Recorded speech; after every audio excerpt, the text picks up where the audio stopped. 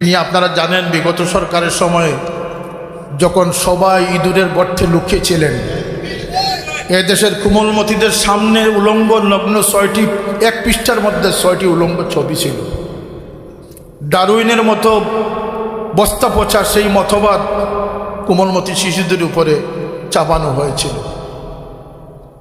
এবং 54 বৎসর যাবৎ এই দেশের শিক্ষকরা তাদের ন্যায্য বেতন, মাস্টার শিক্ষকরা তাদের ন্যায্য বেতন থেকে বঞ্চিত ছিল।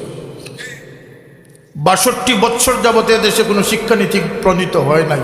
আর শিক্ষানীতি প্রণীত যদি হতে গেল তাহলে সেটা হচ্ছে বামপন্থী শিক্ষানীতি, সেটাকে ডানপন্থী করে আরো 40 বছরের জন্য এদেশকে নিরাপদ আমরা করেছি। এদেশের লক্ষ লক্ষ শিক্ষকদের বেতন বৈষম্যতা দূর করে তাদের গড়ে আজকে পর্যাপ্ত পরিমাণ বেতন পৌঁছে দেওয়ার দায়িত্ব আমরা নিয়েছি। এদেশে মূর্তি স্থাপনের বিপক্ষে আমরা কথা বলেছি। এদেশের কোমলমতি শিশুদের ভবিষ্যৎ আমরা হেফাজত করার চেষ্টা করেছি। সুতরাং শুধু ফুৎকার দিয়ে ইসলামকে ডোবানো সম্ভব হবে না।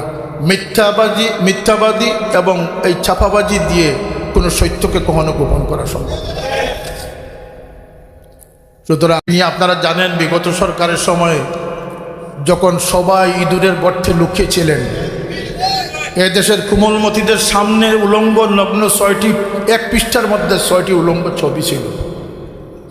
ডারউইনের মতো বস্তা পচা সেই মতবাদ কোমলমতি শিশুদের উপরে চাপানো হয়েছিল এবং 54 বৎসর যাবৎ এই দেশের শিক্ষকরা তাদের ন্যায্য বেতন, মাস্টার শিক্ষকরা তাদের ন্যায্য বেতন থেকে বঞ্চিত ছিল। 62 বৎসর যাবৎ দেশে কোনো শিক্ষানীতি প্রণীত হয় নাই। আর শিক্ষানীতি প্রণীত যদি হতে গেল তাহলে সেটা হচ্ছে বামপন্থী শিক্ষানীতি, সেটাকে ডানপন্থী করে আরো 40 বছরের জন্য এদেশকে নিরাপদ আমরা করেছি।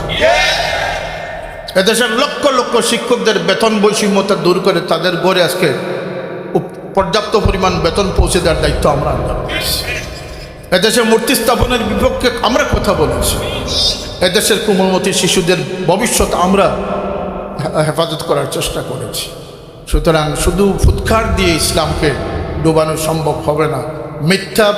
মিথ্যাবাদী এবং এই ছাপাবাজি দিয়ে কোনো সত্যকে কখনো গোপন করা সম্ভব না। সুতরাং